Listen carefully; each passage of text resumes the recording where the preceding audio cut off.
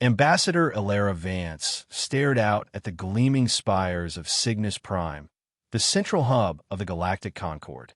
The massive space station was a marvel of engineering, a testament to the cooperation of hundreds of species over millennia. Despite its beauty, she couldn't shake the feeling of unease that had settled in her stomach like a cold stone. Quite the view, isn't it? The voice belonged to Xyler, a Kthar historian whose species possessed the unique ability to sense the currents of history as they unfolded. His four eyes blinked in sequence, a sign of contemplation among his kind. I've documented 17 major diplomatic crises in this chamber. None quite like this one. Ilara smoothed her diplomatic uniform, the blue and green colors of United Earth seeming suddenly out of place among the ornate regalia of the other ambassadors. That's not particularly comforting, Xyler. History rarely is, he replied, and today, I believe, will be particularly uncomfortable. The Grand Chamber of the Concord Council was a vast amphitheater, designed to accommodate representatives of every member species regardless of size, atmospheric requirements, or social customs.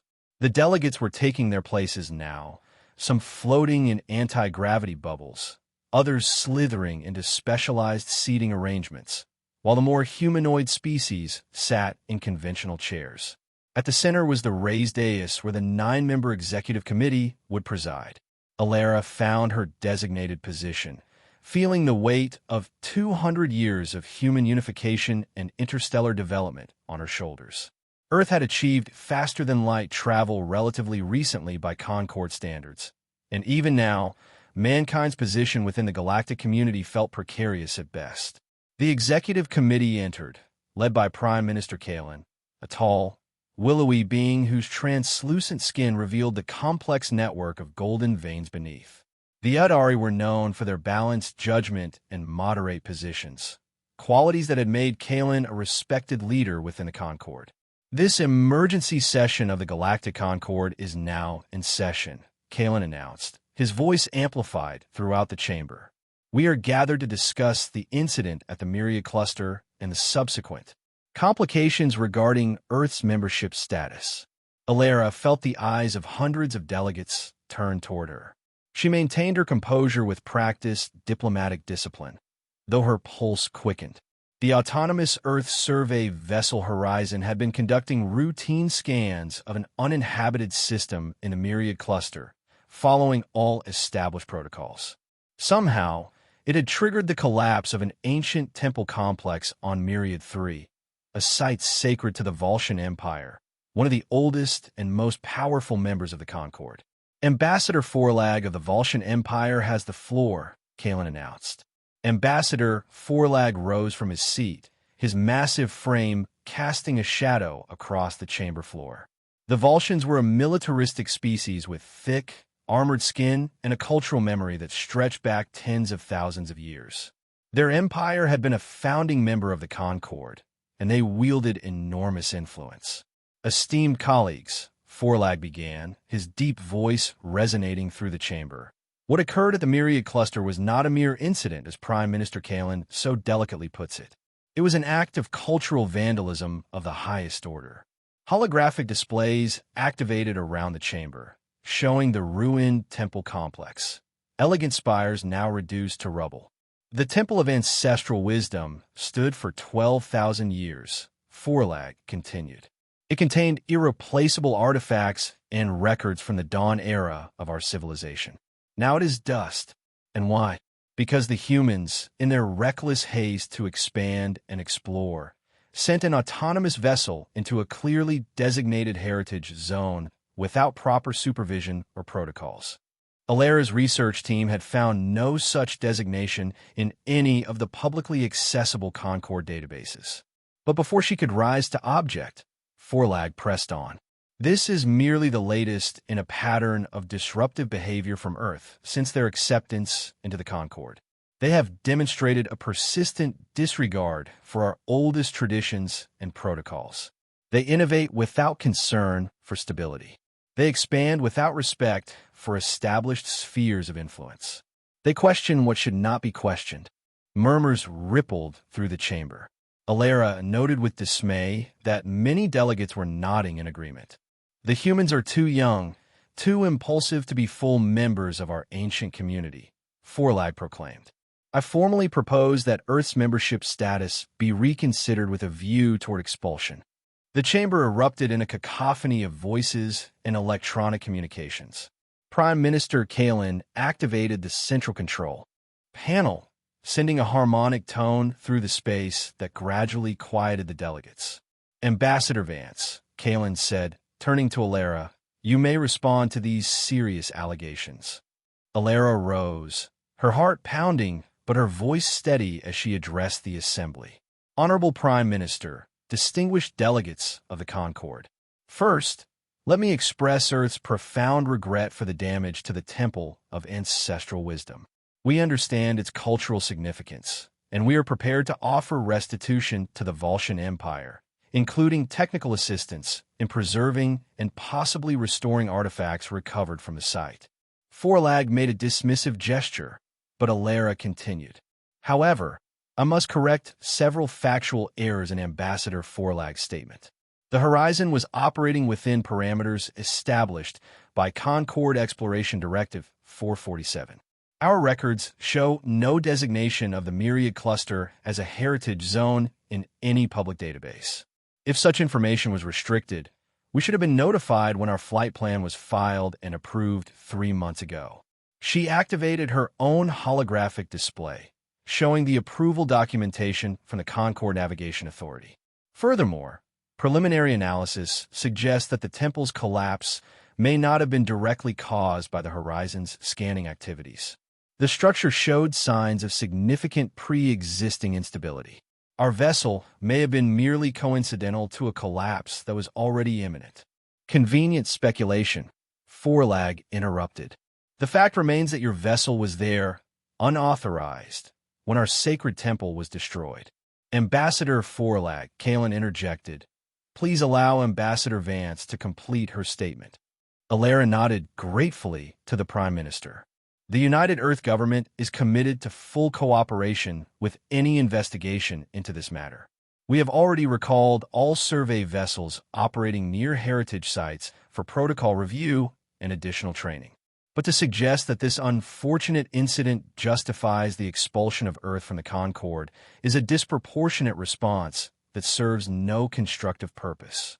She looked around the chamber, making brief eye contact with potential allies.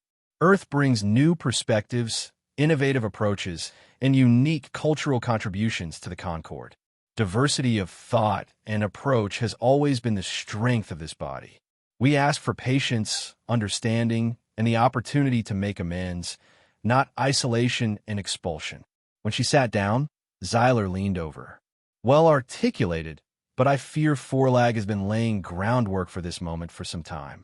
The temple incident merely provides a convenient catalyst. The debate continued for hours, with various delegates rising to speak either in support of Earth or in favor of Forlag's proposal. As Xyler had suspected, it became clear that many long-standing grievances and suspicions about humans were being aired, from concerns about the pace of human technological development to cultural misunderstandings that had occurred over the past decades. By the session's end, Prime Minister Kalin announced that a formal review of Earth's membership status would be conducted, with a final vote scheduled in 3 standard days. In the meantime, Alara and her team were to prepare a comprehensive defense of Earth's continued membership. As the delegates dispersed, Ambassador Forlag approached Alara, towering over her. You speak well, Ambassador Vance, but words cannot rebuild what your people have destroyed. The Concord has survived for millennia by maintaining order and tradition. Your species is a disruptive element that must be contained. Is that what this is really about, Ambassador? Alara asked quietly. Containing humanity because we make you uncomfortable? Forlag's armored face plates shifted in what might have been a smile. Uncomfortable? No.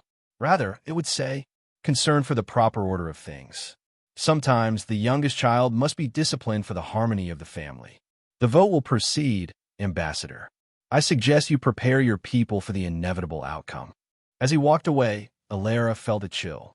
This wasn't just about a fallen temple. It was about power, fear, and the unknown quantity that humanity represented to a galactic order that had remained largely unchanged for thousands of years. "Don't let him intimidate you," Xyler said, joining her as the chamber emptied. "The currents of history are shifting. I can feel it. What happens next may not be what Forlag expects." "Let's hope not," Ilera replied, gathering her notes. "Because right now, those currents seem to be flowing directly toward Earth's expulsion." For the next 48 hours, Ilera and her team worked tirelessly, communicating with Earth's government, preparing defensive arguments, and meeting privately with delegates who might be persuaded to support their cause. The response from Earth itself was divided, some factions arguing for concessions and appeasement, others demanding a more assertive stance against what they saw as unfair treatment. "We've analyzed the voting blocks," said Commander Julian Ross, Ilera's military attaché, as they gathered in the Earth Embassy's secure conference room. "Even with the support we've managed to secure, we're still projected to lose the vote by a significant margin. The Volscians have leveraged their commercial treaties effectively," added Dr. Maya Patel, the embassy's cultural specialist. "Half the delegates who were sympathetic to us yesterday have suddenly developed concerns about our position." Ilera rubbed her temples, fighting exhaustion. "What about the evidence that the temple was already structurally compromised?" "Dr. Patel, didn't you say your archaeological contact had found historical records suggesting the site had been unstable for centuries?" "Yes, but the Volscians are blocking our access to the official records," Maya replied. "And without those, it's just speculation." A soft chime interrupted them as Ilera's private communication device activated. The message was coded urgent, from an anonymous source within the Concord bureaucracy. Her eyes widened as she read it. "This changes everything," she whispered. "What is it?" Julian asked.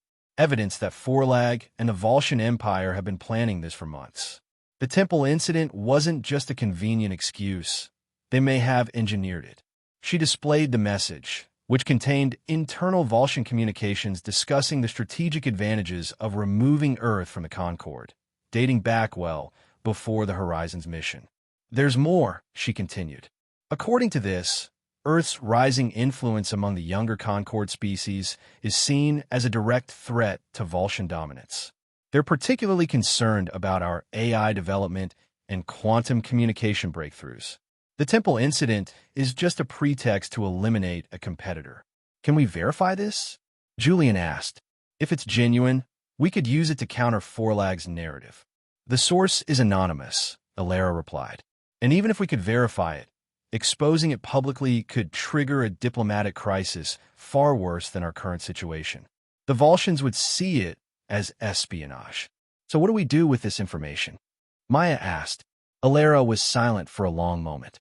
"We prepare for the worst," she finally said, "and we make sure Earth does the same."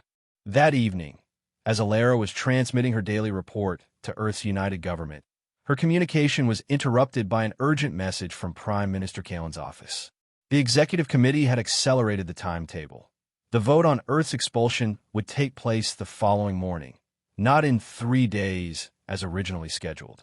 "On what grounds?" Ilera demanded when she reached Kalen's aide. "Ambassador Forlag has presented new evidence of Earth violations in 3 other heritage systems," the aide explained, looking uncomfortable. The committee felt that immediate action was warranted. "What evidence?" "We haven't been notified of any other allegations." "I'm sorry, Ambassador Vance. The proceedings have been classified under Concord Security Directive 12. You'll be permitted to make a final statement before the vote, but the evidence will not be subject to examination or rebuttal." After the connection ended, Ilera stared at the blank screen, a cold realization settling over her. "They've rigged the process," she said to Julian and Maya, who had been listening nearby. "This isn't justice. It's a predetermined outcome dressed up as procedure." "What do we do?" Maya asked, her voice tight with anxiety. Ilera's expression hardened. "We implement Protocol 7. Julian's eyes widened. "Are you certain?" "Once initiated." "I know the implications, Commander," Ilera cut him off. "Send the authorization now. All channels, highest priority." Authentication code Vance Epsilon 97 Omega. As Julian hurried to execute the order, Maya looked at Alara questioningly. Protocol 7, she asked. It's a contingency plan developed after we joined the Concord, Alara explained. A response to the worst-case scenario, Earth's expulsion or isolation from galactic society. I never thought we'd need to use it. What does it entail? Alara's eyes met Maya's. Everything changes tomorrow. Get some rest, Dr. Patel. You'll need it. The next morning, the Grand Chamber was even more crowded than before, with additional security personnel positioned at every entrance. News of the accelerated vote had spread throughout Cygnus Prime, drawing observers, journalists, and diplomatic staff from every corner of the station. Xyler found Alara as she was about to enter. The currents are turbulent today, he said quietly. History holds its breath. Does it still flow toward our expulsion? She asked. That current is strong, he admitted, but there are eddies, unexpected patterns forming. Be ready for them. Inside, Prime Minister Kalen called the session to order with visible reluctance. Delegates of the Galactic Concord, he began, we are gathered to vote on Proposal V 2237 regarding the membership status of Earth in the Concord. Ambassador Forlag will present the final arguments in favor of the proposal. Forlag rose, his armored form gleaming under the chamber lights. Esteemed colleagues, the case before you is clear. Earth has demonstrated a persistent pattern of disregard for Concord protocols, contempt for our most sacred traditions, and a dangerous unpredictability that threatens the stability we have maintained for millennia. The evidence presented to the Executive Committee confirms what many of us have observed since humans first joined our ranks. They are not yet ready for the responsibility of Concord membership. He activated a holographic display showing a series of incidents involving Earth vessels and representatives over the past decades. Most of them minor protocol violations or cultural misunderstandings that had been resolved at the time, now reframed as evidence of a dangerous pattern. The destruction of the Temple of Ancestral Wisdom is merely the most severe manifestation of this fundamental incompatibility, Forlag continued. I urge you all to vote in favor of Proposal V 2237 for the security and stability of the Concord. When he finished, Kalen turned to Alara. Ambassador Vance, you may present your final statement before the vote. Alara stood, surveying the chamber with a calm that surprised even her. Her night had been sleepless, filled with encrypted communications with Earth and preparations for what was to come. Now, standing before the assembled delegates of the galaxy, she felt a strange sense of clarity. Distinguished representatives of the Concord, she began, I stand before you today not to plead for Earth's continued membership, but to express my profound disappointment in this body. What we are witnessing is not justice, but the politics of fear and exclusion dressed in procedural garments. Murmurs rippled through the chamber, but she continued, her voice strengthening. The allegations against Earth have not been subject to fair examination. Evidence that would exonerate us has been systematically excluded.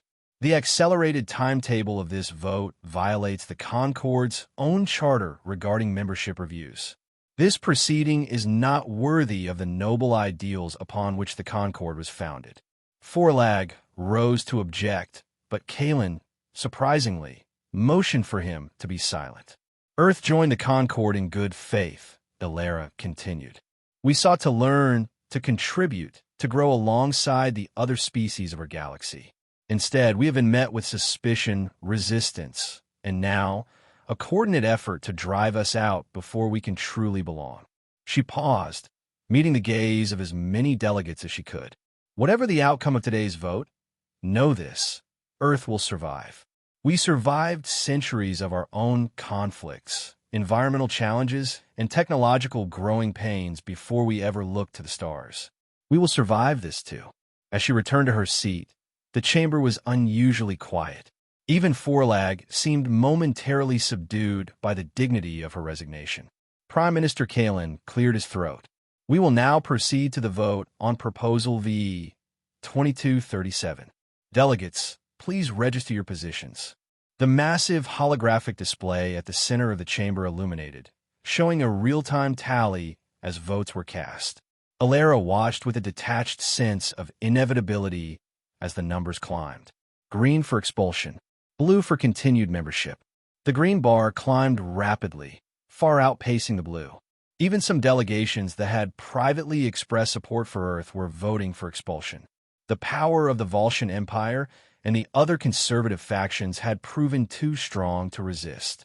When the final votes were tallied, the result was unmistakable. 194 in favor of expulsion, 89 against, with 27 abstentions. Earth would be expelled from the Galactic Concord. Prime Minister Kalen's voice was solemn. The vote has been recorded. In accordance with Concord Charter Section 47, Earth's membership is hereby terminated, effective immediately. All Earth vessels and representatives will be granted a transition period of 30 standard days to withdraw from Concord space and facilities. Ambassador Vance, do you wish to make a closing statement? Alara rose again, her posture straight, her expression composed. The chamber fell silent, anticipating perhaps a plea for reconsideration or a bitter denunciation. Instead, she smiled. Earth anticipated this outcome, she said, her voice clear and confident. We did not need to be asked twice. With those words, she activated a small device on her wrist. Throughout the chamber, the personal devices of dozens of delegates chimed simultaneously as they received an identical message. What I have just initiated, Alara explained as confusion spread through the assembly, is what we call the Exodus Protocol. At this moment, every Earth vessel, diplomatic mission, research outpost, and commercial facility throughout Concord space is executing a pre-planned, coordinated withdrawal. We will be completely gone from Concord territory, not in 30 days, but in 30 hours. The chamber erupted in chaos. Delegates rose from their seats, demanding explanations or clarifications. Security personnel moved closer to Alara, but Kalen waved them back, his expression a mixture of shock and something else, perhaps respect. This is impossible, Forlag thundered above the din. No species could coordinate such a withdrawal on this timescale. It would require months of planning, resources beyond measure. Precisely, Ambassador, Alara interrupted. We began preparations the moment you initiated proceedings against us. Every human in Concord space has been ready for this eventuality. Our ships are already in motion. Our facilities are already being evacuated in an orderly fashion. Our data has already been secured. She turned to address the entire chamber. You have judged us unworthy of your community. Very well. We accept your judgment. But know this. Humanity leaves the Concord today not as a disgraced exile, but as a united and sovereign people who choose our own path forward. The displays around the chamber were now showing real-time updates from across Concord space. Earth ships departing dockyards, embassies closing, research stations powering down. The scale and efficiency of the operation was breathtaking. Ambassador, Prime Minister Kalen said, finding his voice, this precipitous withdrawal could cause significant disruption to Concord operations and commerce. Surely a more measured approach. The time for measured approaches ended with today's vote, Prime Minister, Alara replied firmly. The Concord has made its decision. Earth has made ours. We will trouble you no longer. She gathered her materials and nodded to her team. This is our final communication to the Concord. Earth bids you farewell. As Alara and her staff departed the chamber, leaving stunned silence in their wake, Xyler fell in a step beside her. The currents have changed indeed, he murmured. May I accompany you? This is history unfolding, and I would bear witness to it. Alara nodded, and together they proceeded through the corridors of Cygnus Prime toward the Earth Embassy, now a hive of efficient activity as staff completed the final stages of evacuation. Throughout the station and across Concord space, the scenes were the same. Human diplomats, scientists, merchants, and travelers were boarding vessels with calm determination. Years of contingency planning were being executed with precision. Supply chains were being rerouted, communications networks reconfigured, assets secured. In her office, Alara conducted a final secure communication with Earth's leadership. The protocol is proceeding as planned, Madam President. 94% of our people and assets will be clear of Concord space within the next 26 hours. The remainder will follow in the second wave. Excellent work, Ambassador, the President replied. The reception centers in the outer colonies are ready to accommodate everyone. What about the Concord's reaction? Initial shock, now transitioning to concern as they realize the scale of our withdrawal. Several key delegates have already approached me privately, suggesting the vote might be reconsidered if we halt the protocol. And your response? That the time for reconsideration has passed. We proceed as planned. Good. The Council is unanimous on this point. We will not remain where we are not wanted, nor will we accept conditional membership predicated on the suppression of our potential. Humanity's future now lies beyond the Concord's boundaries. 6 hours later, Alara and her core team boarded the diplomatic vessel Artemis, the last official Earth presence on Cygnus Prime. Xyler stood with them in the docking bay, recording these final moments. "You've surprised them," he said to Alara. "The Concorde has existed for so long that it has forgotten what it means to be challenged. We didn't want it to end this way," Alara replied. "But perhaps it's better. Clean. Decisive. Where will you go?" he asked. She smiled enigmatically. "To build something new." As the Artemis detached from Cygnus Prime, joining a convoy of Earth vessels heading for the designated jump point, Alara watched the massive station recede on the view screen. For better or worse, humanity's first chapter in galactic society had come to an abrupt end. What would come next was uncertain, but one thing was clear: it would be on humanity's terms. 20 years passed. The galaxy changed. The Galactic Concorde struggled with unexpected consequences of Earth's departure. Technologies that had been in collaborative development stalled. Trade routes that had included Earth colonies required costly reconfiguration. Diplomatic initiatives that had benefited from human perspectives lost momentum. More significantly, the Exodus Protocol had revealed a concerning truth to the Concorde leadership. Humanity had been far more prepared, more coordinated, and more strategically minded than anyone had realized.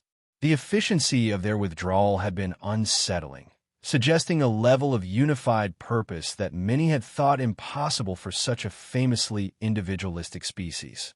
Reports from the borders of Concorde space told of rapid human expansion into previously uncharted regions. New colonies, new alliances with non-Concorde species, new technologies.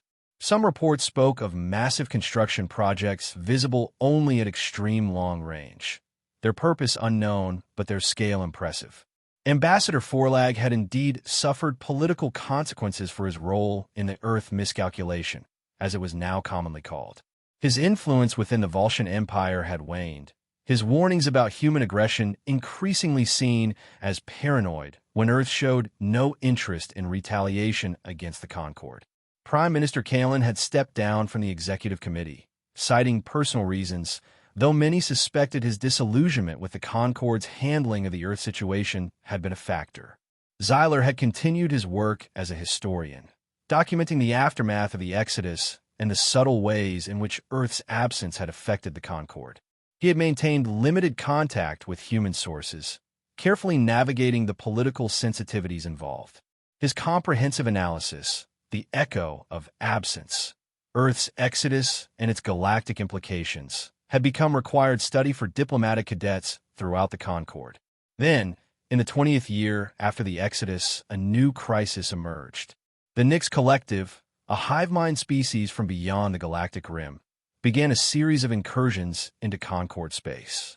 Unlike previous threats, the Nyx employed technologies that the Concorde's defense forces struggled to counter, particularly their ability to disrupt quantum communication networks, effectively isolating entire systems before attacking.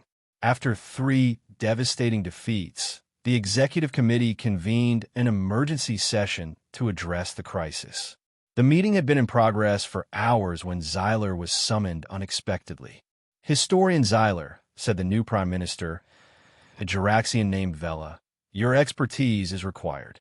The committee wishes to discuss the possibility of establishing contact with Earth." Xyler's 4 eyes blinked in rapid sequence. Extreme surprise for his kind. After 20 years of silence, the Nix threat changes our calculus, Vela explained. Our intelligence suggests that human quantum communication technology may have evolved in directions that could resist Nix disruption.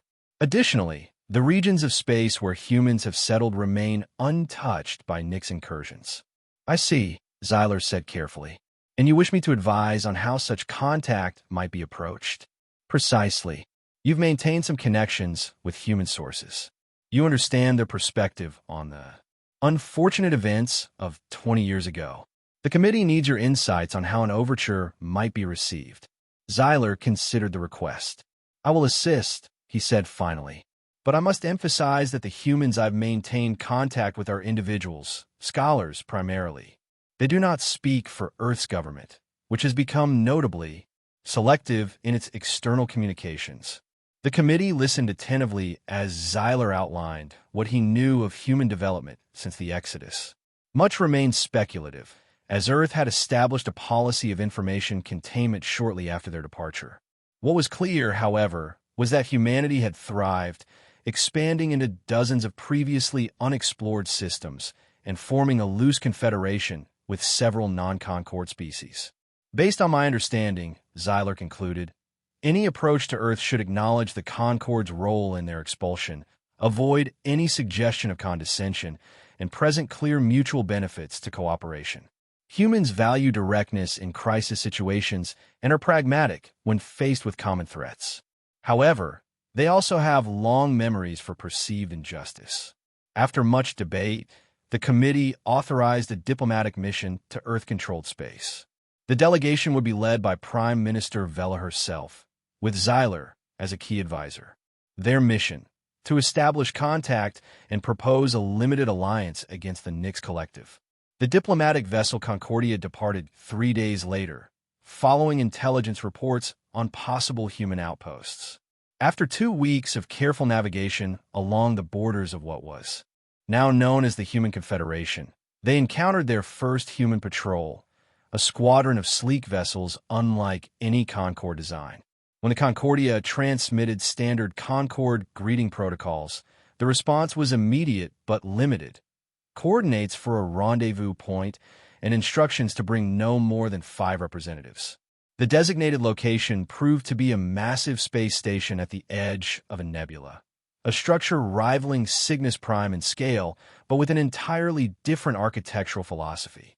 Where Concord designs favored symmetry and tradition, this station was organic, adaptive, clearly built for expansion and evolution rather than stability. Prime Minister Vela, Xyler, and 3 senior diplomats were escorted from their docking bay by automated guides. No human personnel greeted them initially.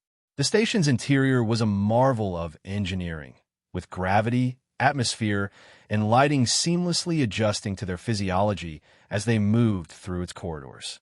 Finally, they were led to a spacious meeting chamber where 5 humans waited.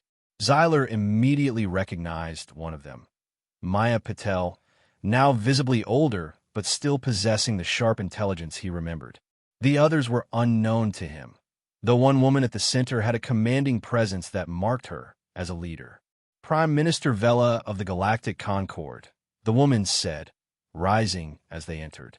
I am Director Kimiko Tanaka of the Human Confederation Diplomatic Corps. We received your request for dialogue regarding the Nix incursions.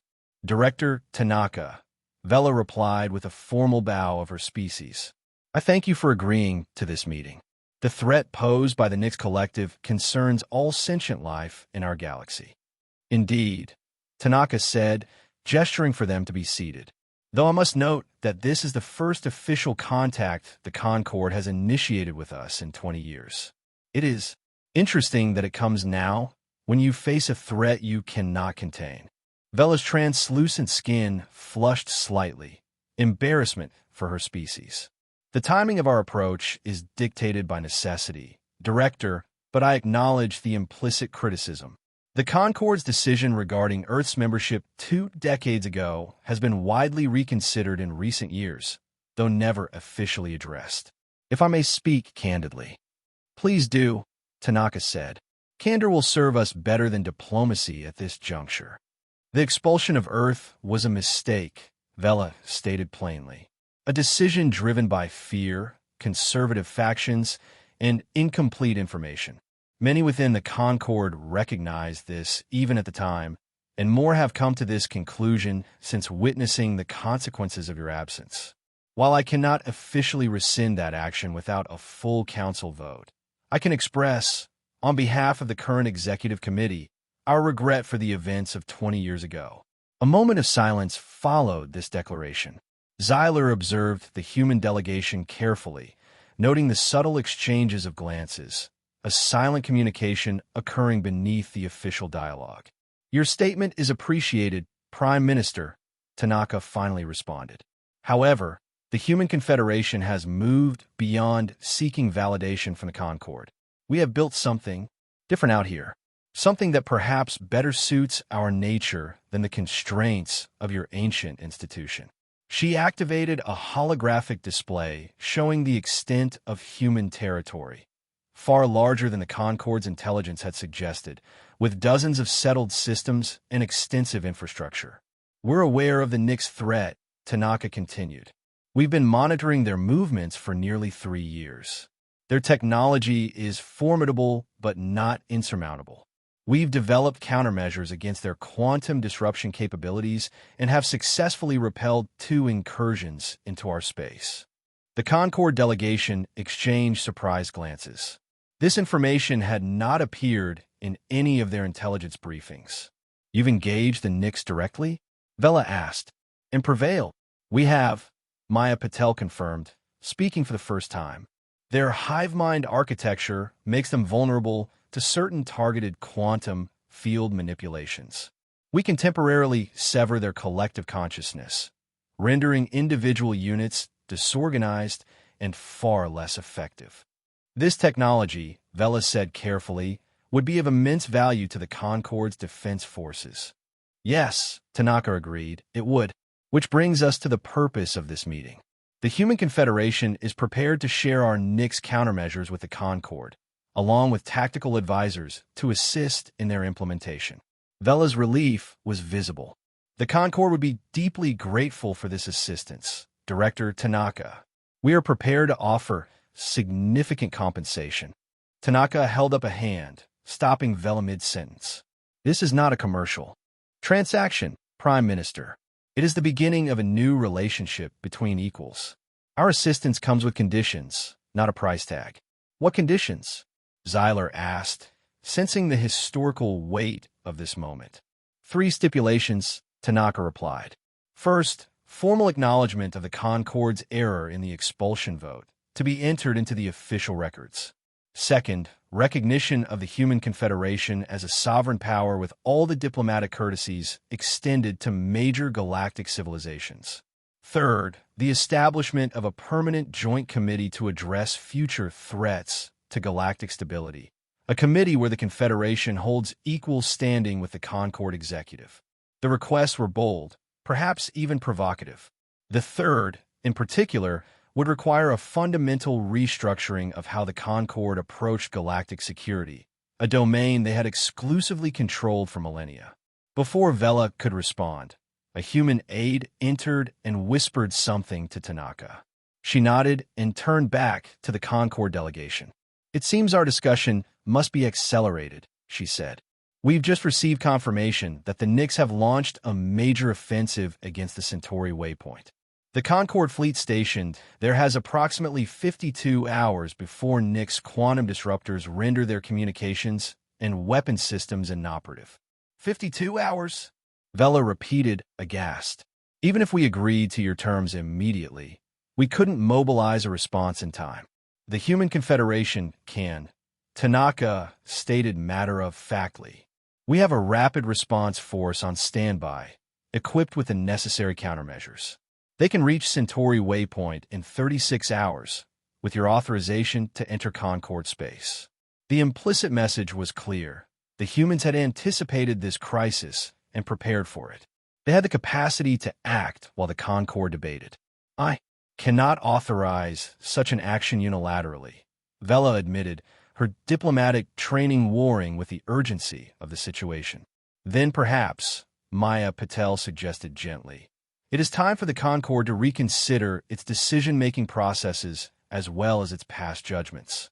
The tension in the room was palpable. Xyler, sensing the currents of history shifting dramatically around him, decided to speak.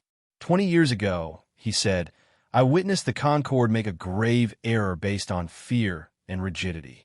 I documented the consequences of that error, consequences that continue to reverberate through our society. Now, faced with a genuine existential threat, we have the opportunity to correct that error and forge a new path forward. Prime Minister, the historical moment demands boldness, not caution. Vela's inner luminescence flickered, a sign of intense thought among her species. Finally, she straightened her posture and addressed Tanaka directly. On my authority as Prime Minister, I accept your conditions and request immediate Human Confederation assistance against the Nix incursion at Centauri Waypoint. The formal acknowledgments and structural changes will be implemented upon my return to Cygnus Prime, with my personal guarantee of completion. Tanaka nodded, seemingly satisfied. Then we have an agreement. Our response fleet will depart within the hour. She extended her hand in the human gesture of agreement, a gesture Vela had been briefed on and carefully mimicked. As the meeting concluded and arrangements were made for ongoing communication, Xyler found himself standing beside Maya Patel, now Dr. Patel, according to her formal introduction. You come a long way from the cultural specialist at Earth's embassy, he observed. As has humanity, she replied with a smile. The exodus was traumatic but ultimately clarifying. Without the constraints of Concord membership, we discovered who we truly are and what we're capable of building. The station alone is impressive, Xyler agreed. But I sense there is much more you haven't yet revealed. Maya's expression became more serious. The Concord voted to exile Earth. Humanity didn't wait to be asked twice. We left, we built, we evolved. Now the Concord finds itself needing what we've become. There's a certain poetic justice in that, wouldn't you say? History often moves in such cycles, Xyler acknowledged. The question now is whether we can all move forward together, or if old wounds will prevent new growth. That, Maya said, looking toward where Tanaka and Vela were continuing their discussion, will depend on whether the Concord truly understands what happened 20 years ago. It wasn't just about a temple or protocols or even fear of our potential. It was about a failure to recognize that diversity, true diversity of thought, approach, and evolution, is not a threat to be contained but a strength to be embraced. As the Human Confederation's response fleet departed for Centauri Waypoint, carrying technology and tactics the Concord had never imagined, Xyler found himself contemplating the ironies of the situation. The galaxy had voted to exile Earth, seeing humanity as too disruptive, too unpredictable to belong within their ordered society. In doing so, they had inadvertently created exactly the ally they would need when that order faced its greatest challenge. The decision to exile had been unanimous. The decision to return, to establish a new relationship between equals, would require an equally profound consensus. Whether the Concord was capable of such adaptation remained to be seen. But as Xyler observed the quiet confidence of the human delegation, he suspected that whatever happened next would be on humanity's terms, not the Concord's. The galaxy had voted to exile Earth. Humanity hadn't waited to be asked twice. And now, the galaxy would have to ask very nicely indeed for humanity to fully return to the fold.